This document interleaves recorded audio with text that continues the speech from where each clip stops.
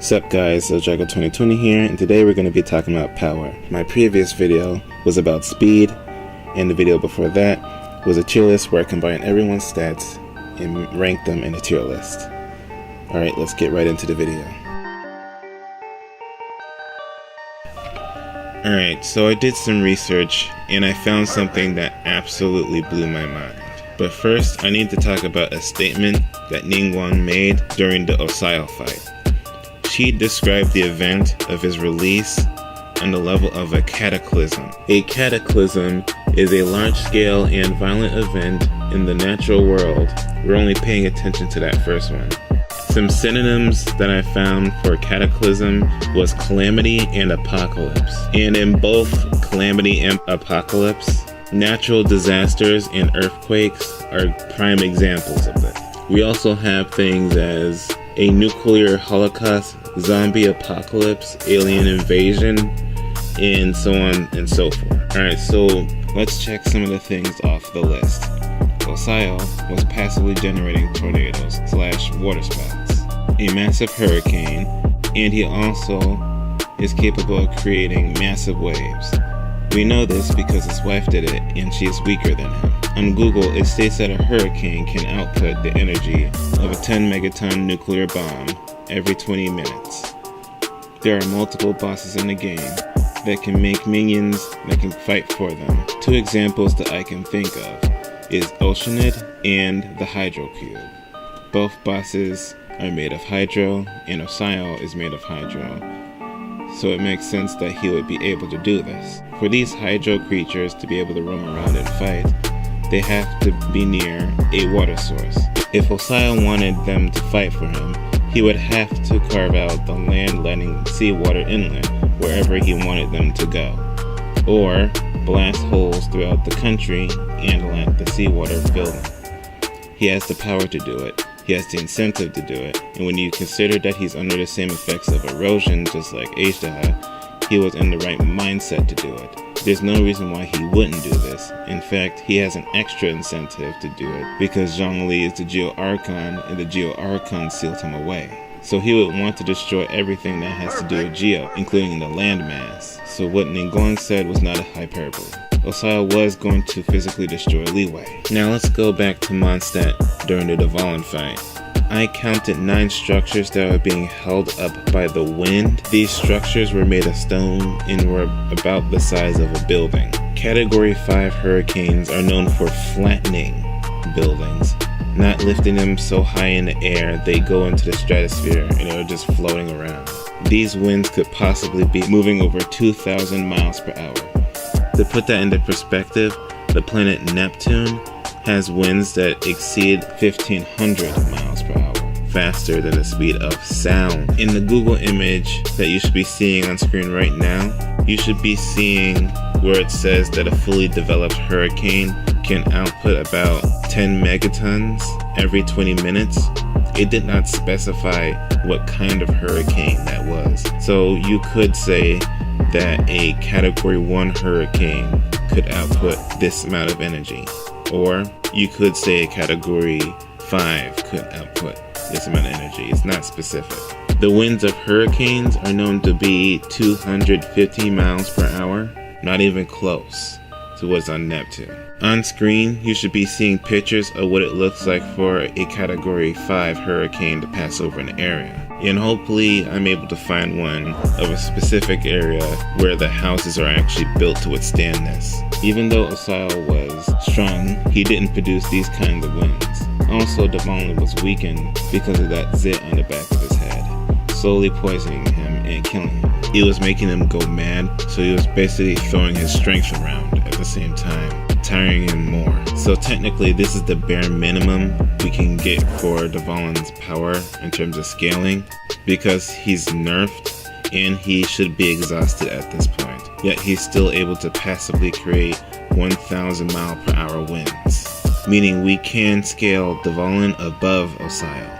Dvalin is the right hand of the animal Archon, which means we should be able to scale him to Aishdaha and vice versa. So what we just said for Dvalin, we can apply this to Aishdaha. To remove the Zit, on the back of Devon's head. The Traveler would have to physically fight and knock out Devon, alongside everyone else there.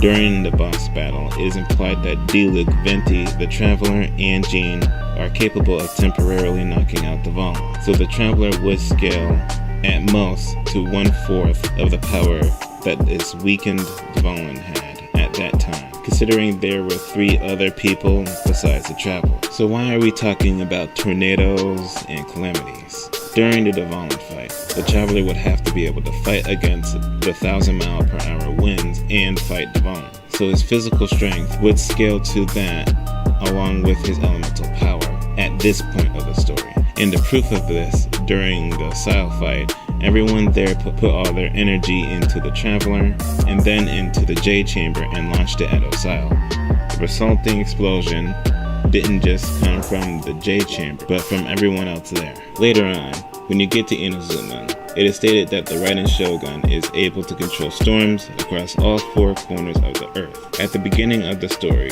there was a massive self-sustaining storm that capsized most ships and made it nearly impossible for anyone to leave.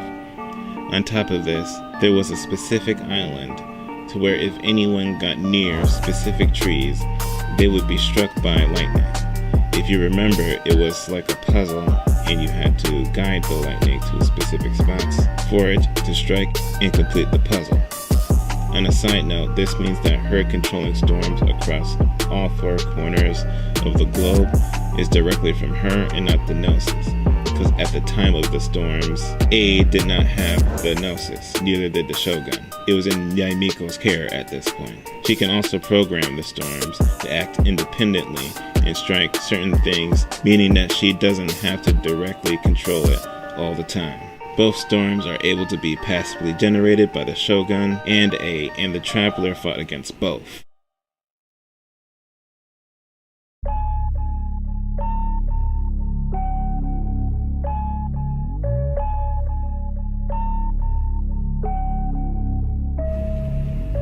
I want to bring up something that I noticed about A and the Shogun. First, neither of them have lungs. A is just pure energy now because of what she did to herself, and the Shogun is just a puppet, just like the Wanderer, meaning they don't have normal human stamina. Second, neither the Shogun or A use their Gnosis. That's because in their eyes, they no longer need it. Also, A couldn't turn the Gnosis into a power supply for the Shogun. I don't know why she didn't think to just store it in there rather than give it to Yamiko, but I digress. And finally, both A and the Shogun can fight for 200 years straight without any rest, sleep, or food. These are the traits of someone who has infinite energy. Now, what kind of infinite energy are we talking about here? Let me put it in the simple terms. The Shogun and A are very similar to Android 18 and 17. They both have inexhaustible energy supplies, and they never seem to fatigue. Now, when you Google search infinite, it says limitless under it, and the Shogun definitely has limits. Like 17 and 18, they can't normally output more energy than their max, like a sustained blast like a laser. However, they can charge up attacks more powerful than their maximum. For example, a giant ball of energy or a single slash. But the rate they charge it up will be the maximum output. And to drive it home, what do we see the Wanderer and the Shogun do in their boss battles? They charge up an attack more powerful than their max output. Now, some people might say that anyone can do this, and they don't need to have the description of infinite energy. And you would be correct, but not to this extent. They wouldn't be able to do it. A normal person, if they attempted to unleash an attack like this, they will end up using up all their energy, versus the Shogun, she still had way more energy to continue fighting. And to those who say that during the boss battle, the Shogun clearly gets exhausted at a certain point after the initial slash, my rebuttal against that is that this attack was different from any other attack that was launched during the 500-year period. We don't know if that form has any drawbacks, very similar to what happens to Shao whenever he puts on the mask.